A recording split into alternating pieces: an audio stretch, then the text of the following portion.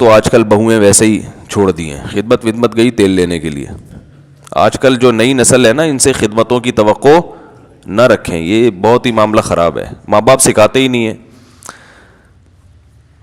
ماں باپ نے سارا جو ہے نا ایجوکیشن کو فوکس کیا ہوا ہے، اور ایجوکیشن کا مقصد ہے دولت کمائیں بس۔ یہ جو ہے نا ایجوکیشن کا مقصد یہ نہیں ہوتا کہ یہ ڈاکٹر بن کے قوم کی خدمت کرے گی، مقصد ہوتا ہے کہ پیسے کمائے گی۔ یہ ایم بی اے کر رہی ہے پیسے کمانے کے لیے، بزنس پڑھ رہی ہے پیسے کمانے، پیسہ پیسہ پیسہ، پیسے کے علاوہ کوئی خدا ہے ہی نہیں آج۔ یہ سب ٹوپی ڈرامے ہیں کہ ایجوکیشن، ویل ایجوکیشن تو پھر سے میچور ہوگا۔ یہ میچور ہوا کیوں نہیں ہے بھائی؟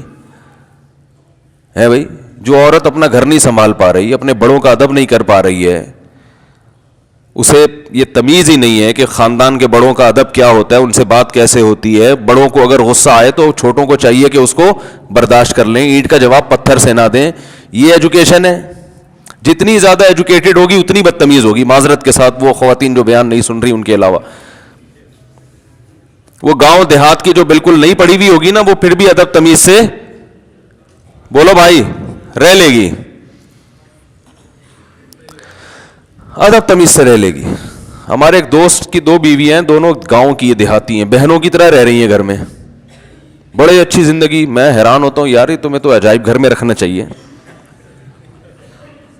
وہ کہتے ہیں پڑھی لکھی نہیں ہے، اس لیے سکون سے رہتی ہیں، ماں کا احترام یعنی ساس کا احترام کرتی ہیں، شوہر کو عزت دیتی ہیں، شوہر بھی پھر خرچ کرتا ہے۔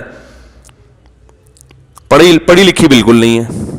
ایک چیز پڑھ لی ہے انہوں نے، بچپن سے ماں باپ نے پڑھا دی تھی کہ بڑوں کا احترام، شوہر کا احترام، ساس کا احترام، سسر کا احترام، گھر بسانا ہے، تو سوکن ہو کے اکٹھی ہیں۔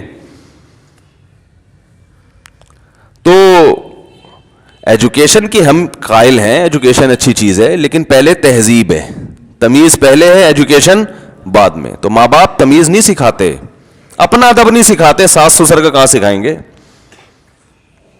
ماں باپ اپنا ادب نہیں سکھا رہے۔ کیا ہو گیا بھائی؟ حقیقت بتا رہا ہوں، اپنا ادب نہیں سکھا رہے۔ بچے باپ کی ٹوپیاں اچھالتے رہے، بدتمیزی کرتے رہے، ابا ہنس رہے ہوتے ہیں ان کے سامنے،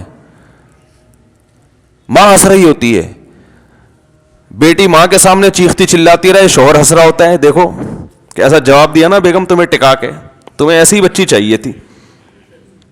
یہ نہیں کہ اس کو ایک تھپڑ لگا دے، بیٹا ماں ہے تمہاری، ماں ہے، کیسے بات کر رہی ہو؟ ماں بچی کو سکھاتی ہے جھوٹ بولنا شوہر کے سامنے۔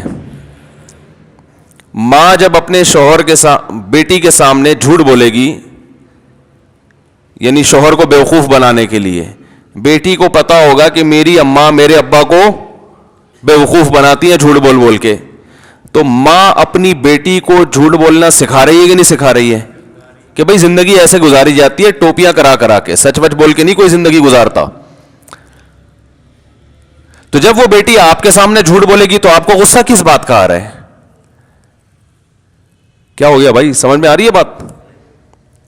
بھائی جب آپ اپنے میاں کے سامنے جھوٹ بولتی ہو اور بیٹی کو پتا ہے کہ میری اماں کیا کر رہی ہیں، سفید جھوٹ بول رہی ہیں، تو صاف مطلب ہے کہ آپ بیٹی کے دل سے جھوٹ کی نفرت ختم کر رہی ہو۔